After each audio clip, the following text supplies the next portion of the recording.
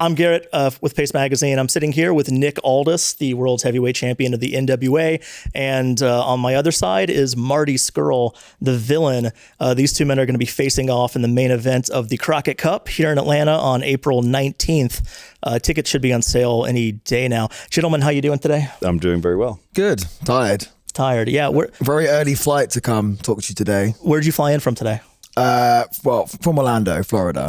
Yeah. Much nicer weather there. But yeah, a little tired. We've been going all over to talk about this match and, amongst everything else and having a full-time wrestling schedule and helping run a wrestling company. It's all go, Yeah. It's good.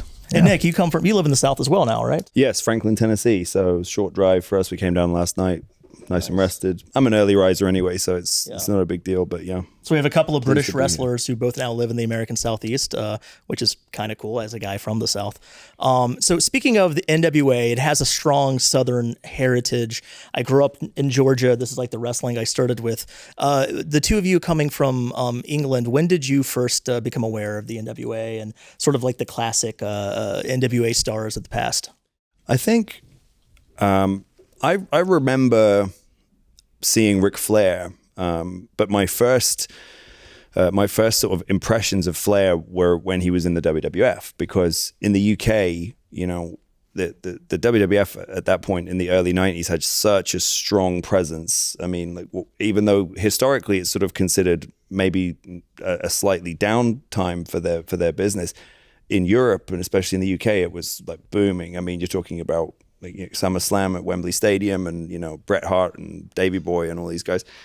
And that's my first memories of Flair. And I remember just seeing him and understanding that he was obviously someone important, but that was about as much as I knew. But then, later on when I really made the decision, like, I don't just want to watch this, I want to do this. I obviously then really started to study the whole business and became very aware of Flair and, his influence on everything and Harley Race. And that's when I really first started to understand what the NWA really was, but not just that, but also what it represented. Like it really represented a very different culture as far as fans were concerned. Like that's what, and probably when I first came to America, was after, like you said, I've lived in the South, I've gone as far north as Virginia as far as residence, but like it's either been Florida, Tennessee or Virginia. And you're talking about three like pretty strong NWA, territories there. And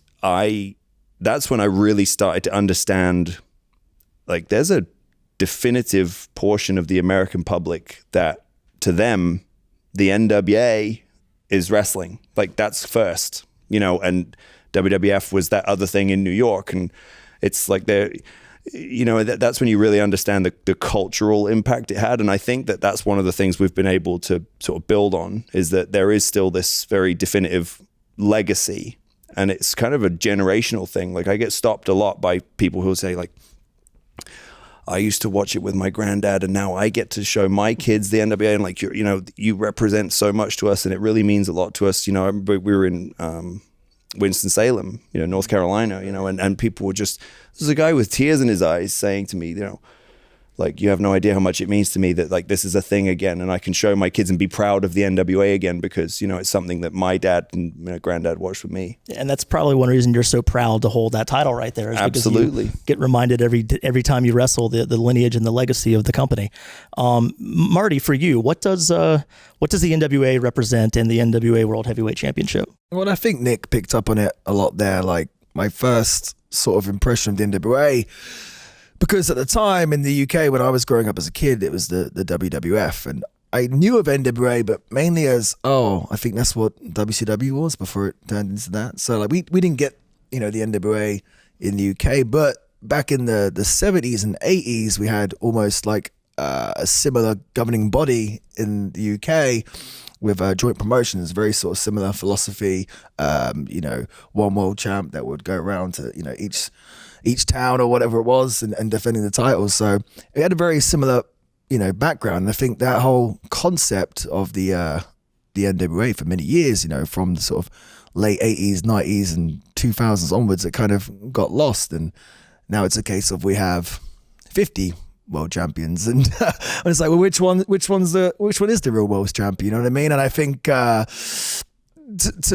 like Nick, picked up upon like the concept of having a real world champion that has tradition and legacy and everything else, like that's super important. Like we can't just make this title. This has history. This has all the former champions and everything else. So that's why it's still so important today. Like, I mean, when did this championship start? Back in the 48. Yeah. Oh, I mean, come on, that's way before. I think some people will say that Abraham Lincoln held it or something like that. Well, you can trace the lineage of it even further back than that. 1905, you can trace it back to. But as far as the definitive NWA World Heavyweight Championship, 1948. Yeah. I mean, yeah, and that's crazy. I mean, I think about Ring of Honor. I mean, that's been around for 18 years, which is a long time, really long time. But then this just, probably the oldest championship, so it's super cool that the last couple of years it's became to the forefront again and relevant. All credit to Nick for doing that, and I think it's a belt that fans look at with respect, and they're almost like, it's different from the other world titles. Like it means something, and that's hard in this day and age for anything in pro wrestling to mean something, and it's a belt that can make people. It doesn't only mean something, but they can feel something from even just looking at the belt or holding the belt or watching a match compete for this title. It means something, and like I said, that's hard to come by now in professional wrestling. Yeah, I could say this. I've been fortunate enough to hold a couple of different world titles, and most notably the TNA world title. That was at the time where TNA was very much the number 2 promotion, and it was on cable television, prime time. It was on TV in 120 countries around the world. I beat Jeff Hardy to win my first world title, and yet I can say without question, by a really significant margin, more people, especially within the business, my contemporaries, are so enamored with the belt. They want to see it. They want to hold it. Did you bring it? Can I see it? Can I hold it? Can I touch it? Like, and when it's one of my great pleasures is when, fans come up and I say, do you want to hold it? And they go, like, are you sure? I'm like, sure. Because I know how much it means to them. And it's because, look, like Marty said, there's a lot of world championships now. And a lot of them are constantly changing and evolving and, splitting and this and that. So in a world of change, the fact that this has stayed the same is what's kept the value of it. Right. Yeah, and it's not just the history and the legacy of it. It's the way you've carried it the last few years. I mean, you've definitely added a lot to the prestige of that championship. And what you were saying about there being more titles out there now, that sort of takes it back to how wrestling was when I first got into it when I was younger, like in the 80s, when you could buy Pro Wrestling Illustrated and you'd look in the back and there'd be like 3 world champions, and you debate on the schoolyard like which one was the best and which one was the real world champion. And what I like about this title is that you have people who are from other promotions, such as yourself, coming to challenge for it. As someone coming from Ring of Honor, why is it important for you to go after the NWA Championship? Well, I've picked up on this before, but there's a lot of things happening in wrestling right now. And there's a lot of companies and a lot of, companies doing really great things. And it's got to be hard for the fans just to catch up with it all. Do you know what I mean? To watch the hours upon hours of new content every week of pro wrestling. And when I see all these companies doing well, I just think, like, why does things have to be so political? Like, why can't these guys work together? Do you know what I mean? Like, we're doing well, you guys are doing well. Well, it's, why don't we put some gasoline on that fire and work together? I don't know why everything's so territorial. Do you know what I mean? And I think at the end of the day, when companies work together, that's best for business. They end up winning. But most importantly, like, it sounds cliche, but the fans win as well. Like, the amount of times I see, even from when I was a kid reading PWI, it'd be, all these people talking about the dream match scenarios. What if Steve Austin wrestled Goldberg or whatever it was? People love, or the fans love, the interpromotional stuff. Do you know what I mean? That's what they want. They talk about these dream matches all the time. And what if this guy from this company could fight this guy, but it can't happen because they work for different companies? It's like, So what? Like, why? Or we could just work together and make it happen and give the fans what they want, you know? I think what's interesting about this particular situation is you're looking at a lot of different layers when you look at the Crockett Cup 2020, you know, because even though, yes, it's a rematch 1 year in the making, it's really a match like 16 years in the making. But on top of that, it also represents a whole lot more than just Marty and I, you know, and you're looking at two mavericks with Marty and I. Like we both, you know, have, and quite, you know, it's been quite well publicized. We've both had opportunities to go to other organizations, and we both made the decision to go, no, we're going to change the business by example, you know, rather than just talking about it. Like he said, for years there would be these what if situations, and now we're saying, no, our generation aren't going to tolerate that. We're going to say, no, you can have it. You can have the money match. Like, and we hope that it sets a precedent and change the whole landscape for everybody. Yeah. So, you know, you just mentioned that it's been a year since y'all faced each other at Crockett Cup 2019. I was going to ask about that. With this rematch, 1 year in the making, what can we expect that will sort of make this match unique compared to last year? Well, I think last year's match spoke for itself. You know, people talk about it being the match of the year or the match of the decade or whatever else. And it you know, it did great business, but, you know, I don't care about all that other stuff. And, you know, it was a hell of a match. And I'm not afraid to admit, you know, that I came up short. It wasn't the result that I wanted.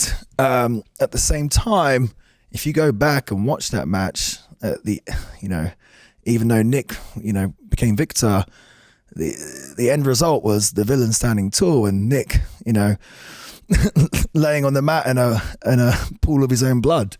But I had to take that defeat, and you know, it's been a big weight on my shoulders for a long time. But there's one thing I've learned in wrestling is that you can learn from failure, and I've had a lot of failures. You know, I had to learn from my failure of not capturing the Ring of Honor World title at Manchester Square Garden. You know, it was a big hit to my ego, and then you know, I lost this match as well. So going into this match, the reason why it's different is because Nick was in the ring with me last time, and I think he realized how close he was to losing that belt. And I think, if I'm honest, and if he's honest with himself, there's a fear inside him that knows that I can beat him. And that's why, despite Nick saying he's a fighting champion, he was resistant to give me a championship match, to the point where I had to say to him, okay, Nick, if you beat me, I'll write you out a check for $500,000, because he knows deep down that I can beat him. So I think the last match, it put the fear in him. I came up short. You know, since then, I've grown as a performer. I've matured as a man. I'm coming into this match completely differently. And I think that's why it's different this time around. So do you have a plan for that $500,000 already in mind, Nick? No, absolutely not. Okay. But here's the reality.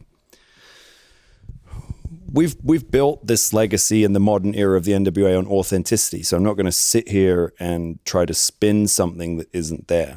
You know, we I believe have ushered in the authenticity era. So I will be authentic and say, yes, at the Crockett Cup 2019, I got the result, but it didn't feel like I won the fight. You know, the reality is that I'm a closer, right? I find a way to win. And that's how you become champion. And that's why I've been champion in every major promotion I've ever worked for. I've been the world champion. Okay. And while there is a lot of history with Marty and I, and that obviously culminated in our first encounter at the Cabarrus Arena in Concord, so much has changed in 12 months.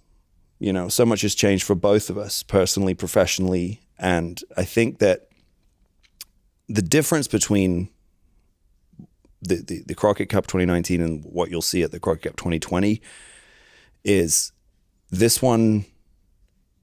the last time it was personal, but it was personal had been put to the side.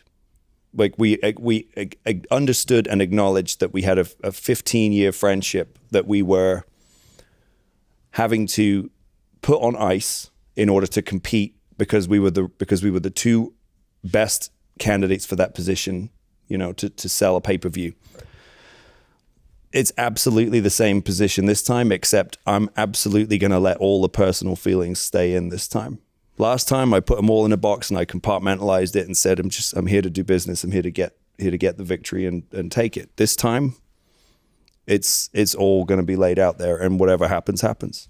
And who knows, our friendship could grow stronger after this, like they say, the more money you make together, the better friends you become. Mm-hmm. So, that's the risk we're both willing to take. We're both very hungry in this business. We both want the best for ourselves, and we want the best for everyone else around us as well. But we're putting that on the line for the championship match. It's all about that gold. The one thing that, we have a lot in common, right? There's no doubt about that. But the main thing is that we are both about business and we're both competitive. So the reason that we're not screaming at each other right now or fighting each other right now is because we both know, look, you got to pay for that. Yeah, every friendship sometimes needs to slug it out, It's not even about that, To me, it like I said, it's Nick's catchphrase. It's strictly business. There's elements in wrestling. It can be a hostile environment, and it does get very much like this. But like Nick said, this is it's authentic. I'm sure there has been frustrations with each other over this.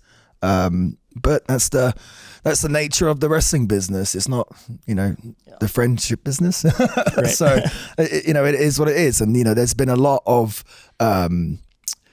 things that have happened since I did turn up at the NWA, and, people talk and everything else. And like I said, maybe our friendship has taken a bit of a hit since then. But at the end of the day, this was inevitable. The first match of the Crockett Cup was such a big match, such a well-received extravaganza that got a lot of buzz and a lot of people talking about it. It's like, as soon as I lost, I was so gutted, but at the same time, I was like, there's a rematch here. There has to be, because the people are going to demand it. Do you know what I mean? They wanted the rematch. So, and at the end of the day, we're in the business for giving the fans what they want. So it was bound to happen eventually. And the opportunity is coming up in April. If you win the title, what are your plans with it? Well, like we talked about before, this belt was a championship that would be defended all around the world, and against different competitors and different companies. And I think I would be the perfect candidate to do that. So if I become NWA World Champion, I can take it to a Ring of Honor. I could take it to a New Japan. I can take it to Mexico, Australia. I'm not saying Nick hasn't done these things. He's had an absolutely, amazing run with the title and really, helped build that title up again. At the same time, I don't know if we're in that generation where we're going to have 5-year, 10-year championship runs anymore. And I think, every champion's run comes to an end, and I honestly believe I'm the perfect candidate to take that belt and put it on a different pedestal. At the end of the day, myself and Nick, we have different fan bases. I'm going to get new eyes on that. And I think, the villain becoming world champion in 2020 after everything I've been through just sounds right. Yeah. And it'll be interesting to see a stable with 2 world champions in it, with PCO, Villain Enterprises. That's now. it. Villain Enterprises business is going through the roof. So Nick, what do you have to say to what Marty was just saying about the differences between the two of you and everything? They're accurate. That's what makes this a money match. It's like we talked about before. Why would I want to defend the title against somebody who has the same fan base that I do and has and splits opinion? No, we understand that we represent, 2 unique fan bases that will come together. But there is even though there might be some cultural differences between our predominant fan bases, there's a mutual respect. And that's why, the working relationship with Ring of Honor has been able to sort of rekindle, because I think both sides from both an administration standpoint and a fan standpoint understand that there are times where it's interesting, and ultimately the business is about making the money match. You know, what good is this if I can't make money defending it against the right guy? I can acknowledge 100% that he's the right guy. Here's what I think's interesting. I think the difference you're going to see this year is I think you're going to see a significant portion of that arena is going to be pulling for me. I think you're going to see a very different situation when it comes to fan support and atmosphere. And the difference is that my entire career, I've had to deal with hostile territories, right? I've been overrated, underrated, you know, this and that. I've caught flack for who I've married. I've caught flack for, you know, being somebody's favorite, being overpushed, being overhyped. I've dealt with all that and still been able to prevail. But now we're coming to a situation where, love me or hate me, I think the wrestling world respects me.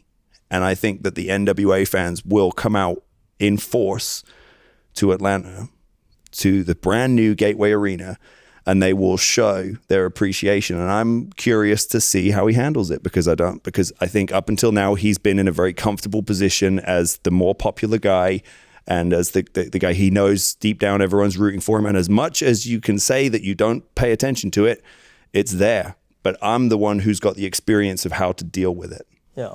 I don't know if you like Google yourself that often, but on the internet, it's sort of become a common statement that people sort of look at you as maybe the most world champion caliber world champion, at least in how you present yourself and portray yourself.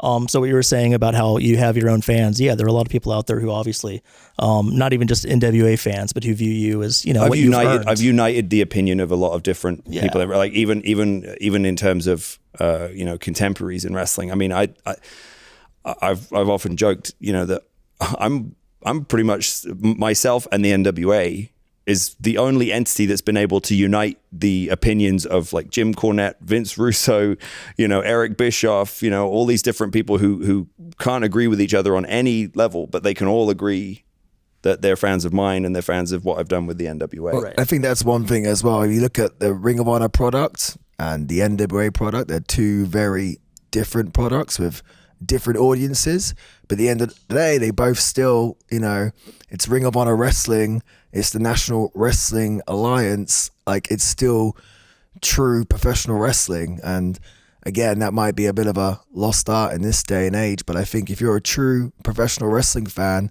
you're going to want to get a ticket to come out on, you know, April 19th to the Crockett Cup, because this will be the, you know, pro wrestling in its most sort of true element. And you know, I think it's gonna take the fans on a whole different ride that they might not get, you know, watching on TV. But yeah, I think you're gonna want to buy the pay-per-view. You're gonna want to be there in the arena. It's gonna be an electric night, and yeah, I'm interested to see how it goes for sure. Yeah, so just a couple more questions. I'll let you guys go. So NWA, one of the big sort of hallmarks of the current show is the studio setting. Shot here in Atlanta, Georgia Public Broadcasting Studios, downtown. I've been to a taping. It's incredibly intimate. We're right there with the performers. You have a much more direct connection to us.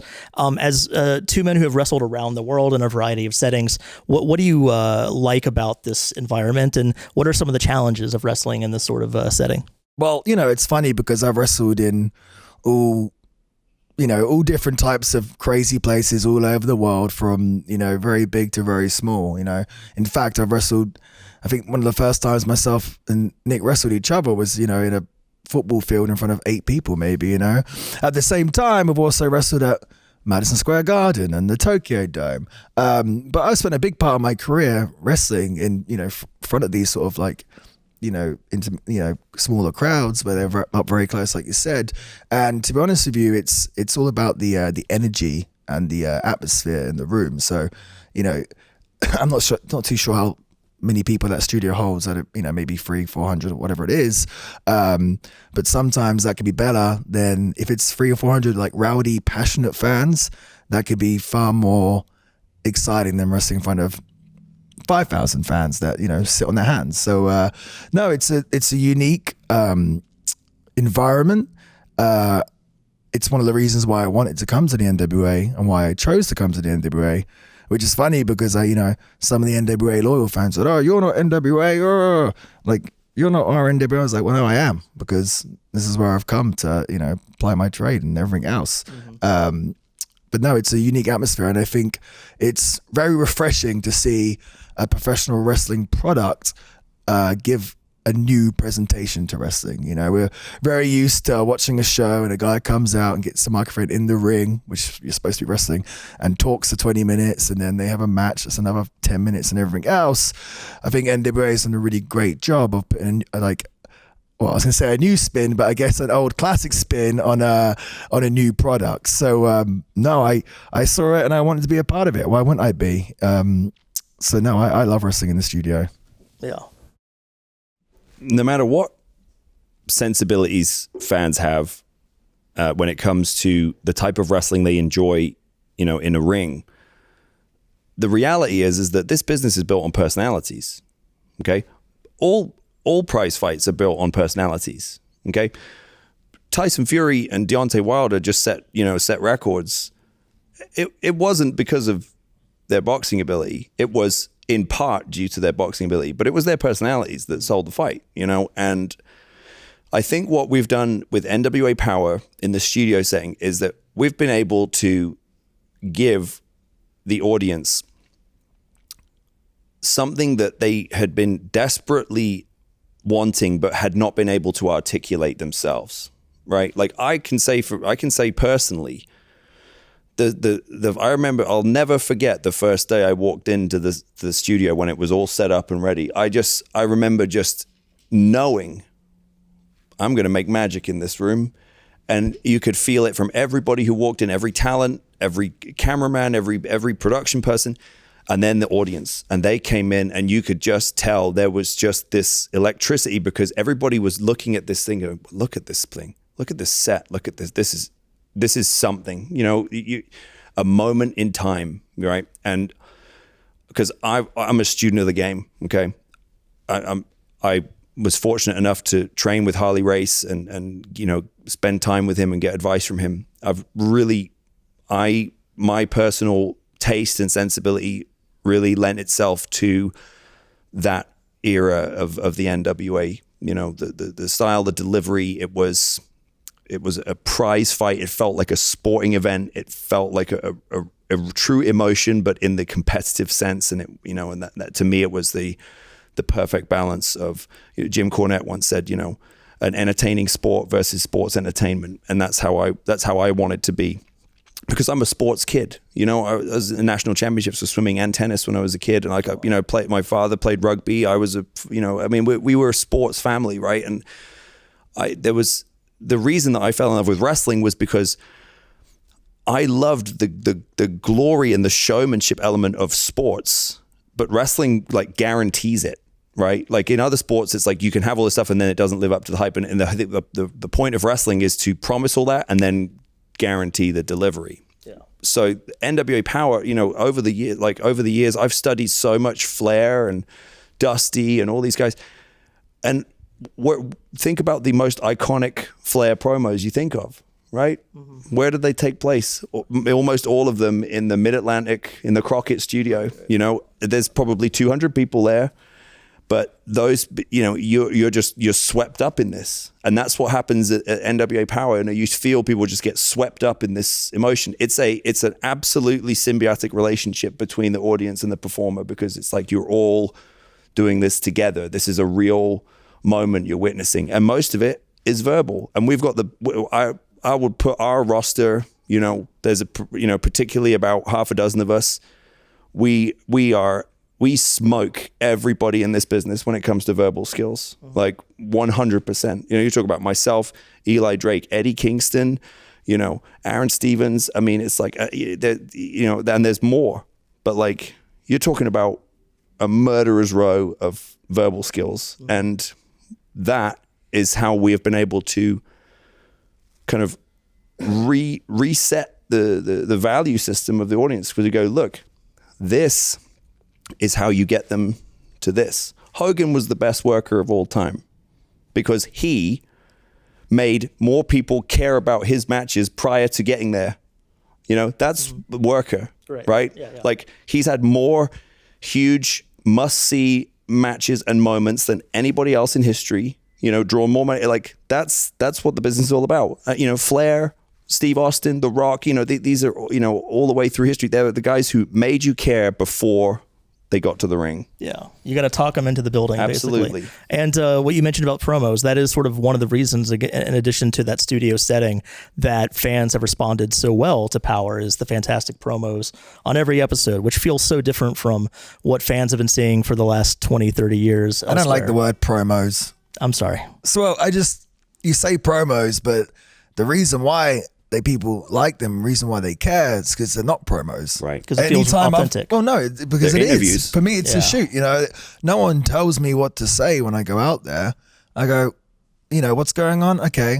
I'm going to go out there and I talk from the heart. Do you know what I mean? Yeah. If I stumble across a word or anything else, I don't say, cut, stop. I don't care. Because I do that in real life. That's fine. Honestly, I'd rather be real. Like, I'm not going out there to try and read a script or anything else. Like, people see through it. You know, they can see if you're being fake, people see through it, you know? So that's why the people have clutched onto this, because it is a shoot and it is real. I don't remember. I don't know where the term promo came from. I wish I knew, but it's, I don't know. And I don't know when it came into the lexicon or anything like that. But, you know, if you like the Rock and Roll Express, you know, they've been a significant part of our programming, and they still call them interviews. Right. You know, like guys from that generation would say, "Oh, I got to go do interviews." You know, because that's one thing that I pushed for from the very beginning, and I even pushed for it back in the day in TNA, was like, I prefer an interview.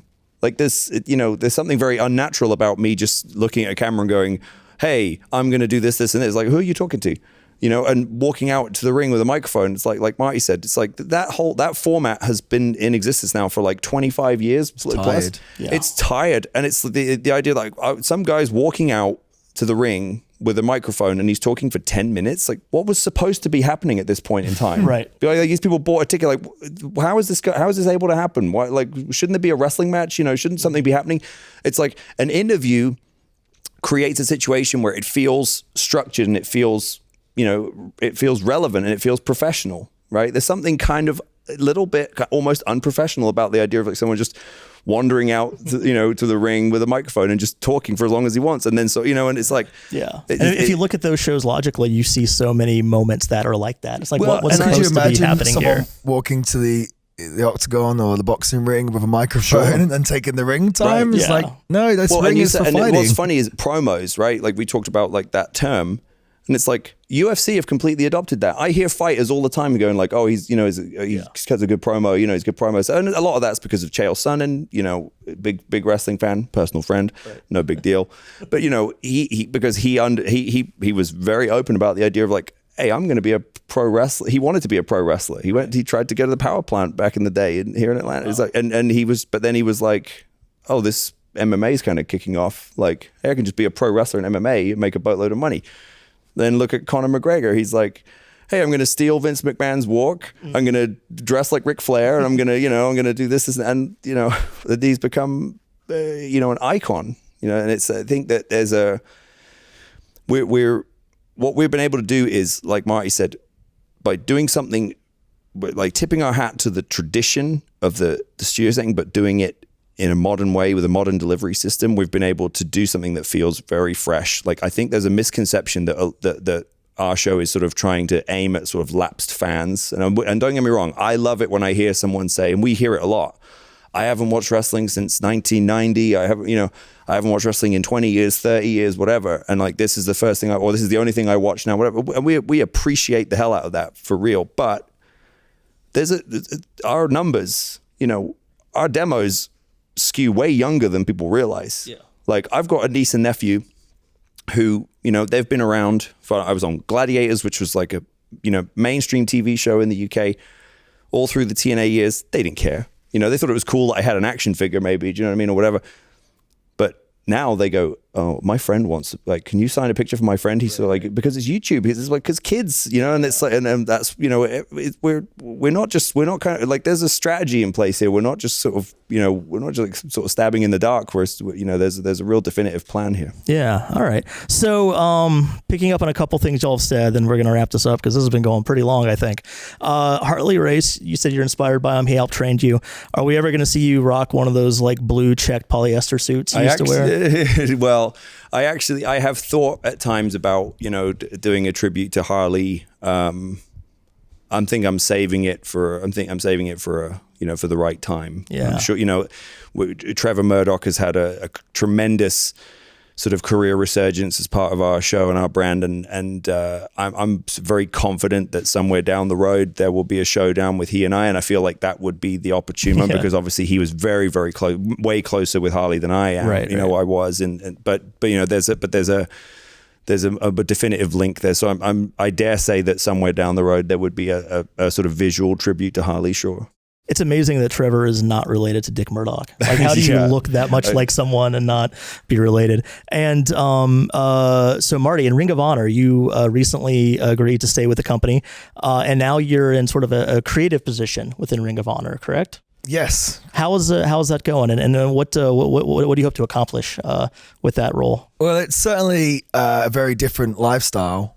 You know, I've gone from wrestling all my life, and kind of my main focus and priority has been myself, to now going into my, you know, main priority being a whole company. So it's definitely a change in lifestyle. It's a lot of work. At the same time, I've always seen myself as like a very creative type. I love to create stuff and have these ideas, and then, you know, that's the whole creative aspect to come up with the villain. You know, it was all my idea and no one told me what to do. It was all, you know, stuff that I come up with, and then putting it out there and seeing the reaction that it would get and being able to catch people's imaginations. Like, I really got a high on that, you know, much more than I do getting beaten up in the ring, that's for sure. So the opportunity to, you know, help a wrestling company grow, you know, a wrestling company, like I said before, Ring of Honor has been around for 18 years. It's got a rich history, and, you know, so much has come through the company.